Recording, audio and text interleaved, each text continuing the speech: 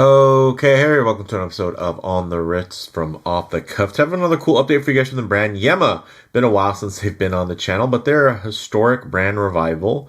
Really, specializing it within French watchmaking since 1948. In terms of type of watch, this is an everyday watch. Some key characteristics in design, which you're looking for something you can wear every day. Of course, you're going to find that versatile blend of both sporty and dressy attributes. And I'd say this also falls underneath that subgenre of Gerald Genta inspired steel sports watches with integrated bracelets. This is their Urban Traveller.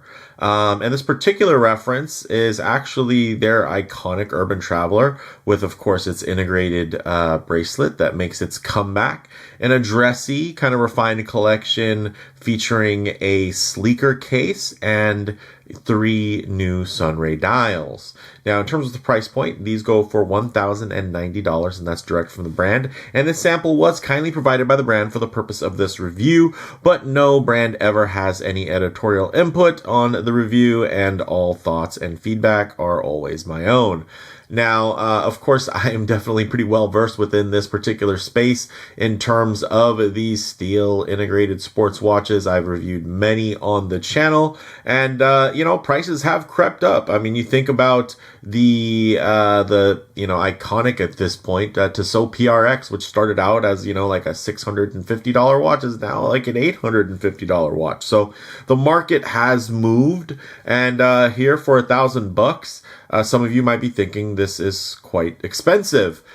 On the other hand, they have similar designs in terms of Yema that do feature their in-house movements that cost, double this. So this could, for one, it might be kind of an elevated attainable grail, while others might see this as a really good bargain kind of option. So with that said, let's go ahead, zoom the camera out, get this piece in hand, and take a closer look. Okay, now the silhouette might be, of course, familiar with that porthole styling as well as the integrated bracelet.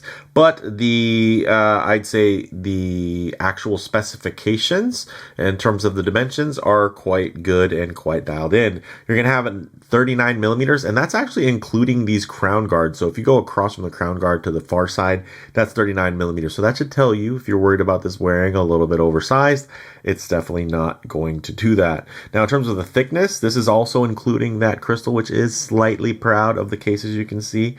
It's going to be 11.8 millimeters, again, including that crystal. And then lug to lug is going to be actually about 43.2 millimeters lug to lug, although I'll say the articulation on that first kind of link there coming off of that integrated end link isn't hyper articulated. So some people might measure that and say, well, that's the true, lug to lug. I am one who always sticks to the case, because ultimately the way it's going to wear on a different wrist, it's going to matter in different ways. And also this does have, of course, a downward drape even at a fixed position where it's not going to be super articulated. It still does drape. So some things to consider in terms of the crystal, though. Nice low domed sapphire, which is a double dome, so you can see that even at harsh angle, it's still going to be very legible. You're not going to get a lot of heavy distortion there, which is always a bonus.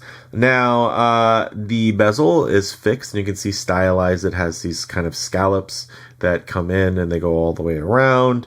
And then you do have a push-pull crown at the 3 o'clock position, nicely signed there with the Yema Y.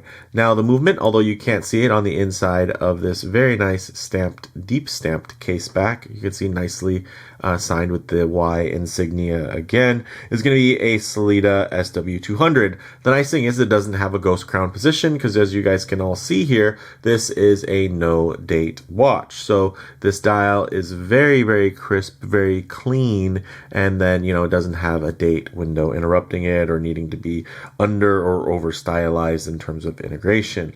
Now the movement, like I mentioned, is that Sellita SW200. So you're going to have 38 hours of power reserve and about 4 hertz in terms of that beat rate, or 28,800 vibrations per hour.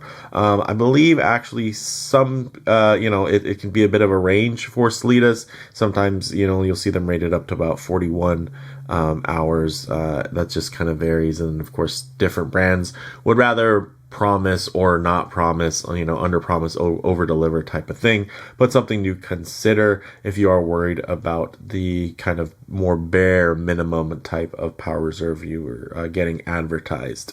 Now, we already went over that solid stamped and etched case back, so let's just jump right into the dial. You're getting the Sunray dial with applied indices. There's, of course, the balance of not having a date window.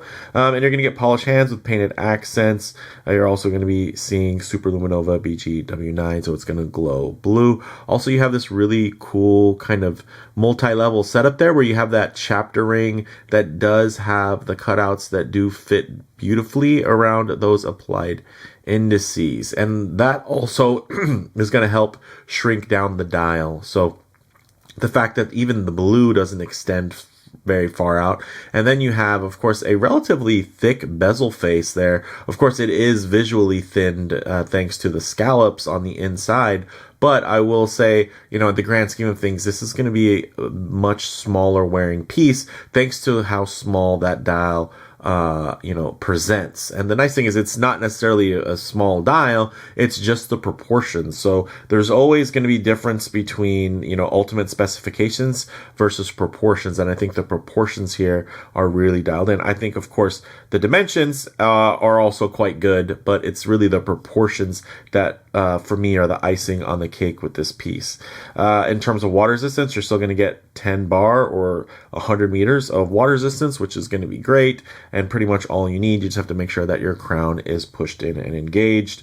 And then in terms of the bracelet, of course, integrated bracelet, you're going to see solid Y-links, pin and collar construction, and then it does taper down from about a 23 millimeter flare on the highest and widest down to a 20 millimeter on the underside, where you see this nicely signed portion, push button, butterfly style deployant there. So nice clasp work, and some of you are wishing, oh, I wish it would have had more taper. I will say the fact that they don't have a dedicated clasp here, I don't mind the taper only tapering down to 20 millimeters. 18 might have been nice. I think 16 is overkill, and unfortunately, I've seen a lot of brands with this type of styling go a little overboard when it comes to the taper. And again, that's with a dedicated clasp. I don't mind it tapering down to 16 and then having an 18 millimeter clasp, or just having it taper down to 18, I think is clean. But from the 23 down to 20, I think proportion wise is quite good. And as you guys can see here, look at that. The tolerance on these links is really, really impressive there. So very, very nice, very solid feeling. It's not jangly at all. Very little flex. I mean, flex enough for comfort. But yeah, this is quite impressive in hand. I will say in the metal, this feels every bit of that $1,000 price point, if not actually, a lot more expensive feeling.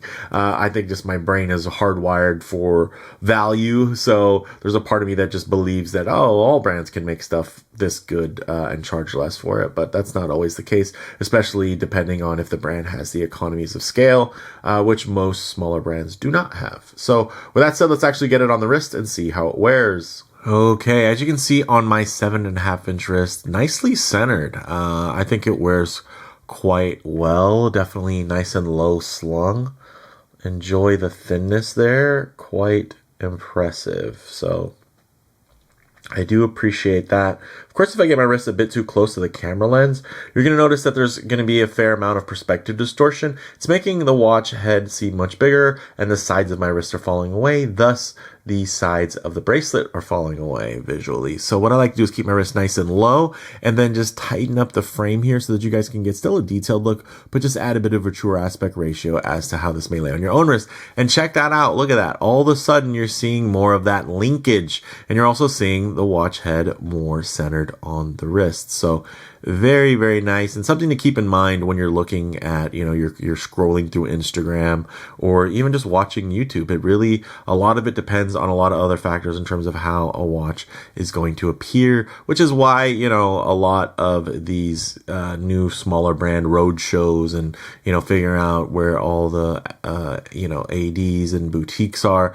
It's always nice to be able to experience these things in the metal, but hopefully my video will help kind of add some extra context for everybody, you know, especially if you haven't got to experience one or the of these or a variation of it in the past. I will say this sits really nicely. That dial being shrunken down is really, really welcomed, I have to say. Doesn't feel undersized, doesn't feel oversized, really feels the right size. And then when you look at the thinness in that mid case, the precision on that fine beveling, which I'll give another quick wipe here just to make sure that I'm doing it as much justice as I can.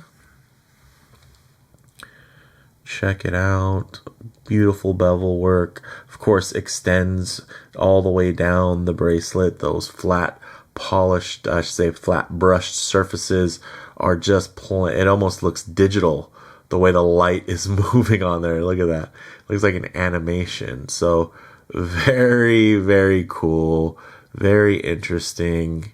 And a lot of visual play there. So visually, quite a delight, and I think in terms of just on the wrist, it feels very solid, very planted, very low slung, and sporty.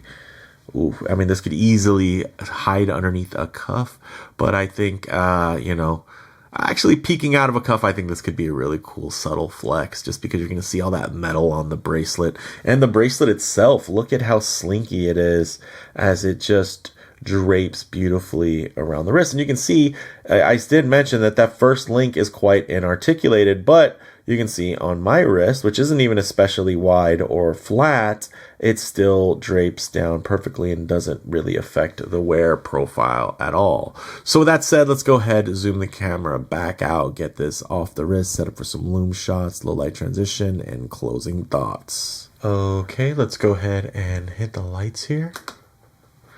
All right, you guys can see, I mean, I wasn't expecting a ton of Lume, but I will say it is well applied. So very nice. You know, you do have, of course, the dual indice at 12. So you're going to be able to have that instant orientation, even without having to look out for, you know, a blank space for a date cutout.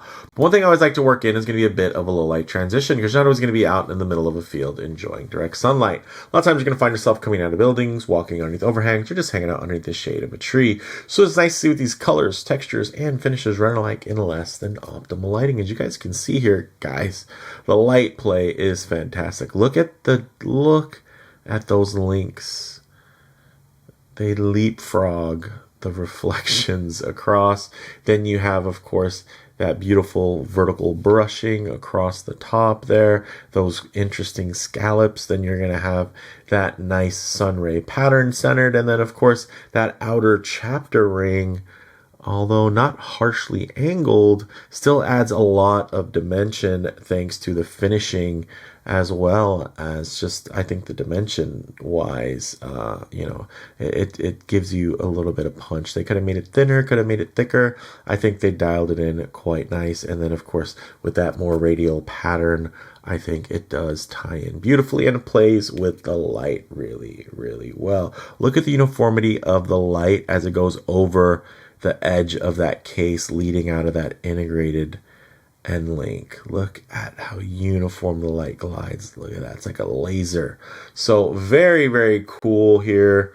Definitely a handsome one. The blue tone of blue is quite different. It's very powdery. I think goes great with blue jeans, with denim. Maybe a hint or a hue of a purple in there. It's not like a true royal blue, not a navy blue. It definitely has this very, I think, interesting lighter but still medium blue kind of powdery vibe to it. So with that said, we'll get the lights back on here and get into some closing thoughts, guys. On the wrist, great wear profile, feels very substantial while also looking quite refined. In terms of model variants, do check the site links for current options and availability, again, up and down. because there's always going to be special editions. And like I mentioned, these are also going to be kind of the entryway, because this does have, which is interesting enough, right, is an entry level, Swiss movement, which I think is fantastic that this is their more affordable option. So in terms of comparable models, guys, this is leagues better than the popular $850 Tissot PRX, which I own. And I love it. Like, this has tighter tolerances, better finishing, and more balanced proportions. And although you're missing out on that 80-hour power reserve, you're gaining the full 4 hertz beat rate, and a more universally serviceable and regulatable movement. So that's something, especially if you're planning on keeping something like this long term. You don't have to send it into the swatch group. Really, any competent watchmaker can take care of that, which is fantastic. So for me, guys, bottom line, this new generation of Yema's Urban Traveller does strike a nice sweet spot for those who enjoy the designs of Yema's more upscale in-house powered Wristmaster Slim lines, which they have, again, they have a bit of an abundance of those higher end variations that do go for $2,000, and above. But then, so if you like that look, but you're not necessarily looking to spend over $2,000, then yeah, something like this at $1,000 can really feel like quite a deal. And I understand there's also the other end of the spectrum, which is very affordable stuff. I've reviewed it, right? There's there's the Citizen Soyosa. There's, of course, the Tissot PRX. There's even now Casio has a very affordable, Seiko powered integrated bracelet kind of option. This, I would say, doesn't really compete with those, because this is really meant to evoke an elevated sense of luxury. This one feels quite expensive. It's and not just looks expensive in this design. The execution, the tolerances, the finish. That is where you're going to get that extra value. And of course, if you can appreciate, the French watchmaking side of it, then that's also something that you can derive value from. But let me know what you all think down in the comments below. If you like the video, please like, and please subscribe for more content just like this. Thanks, guys.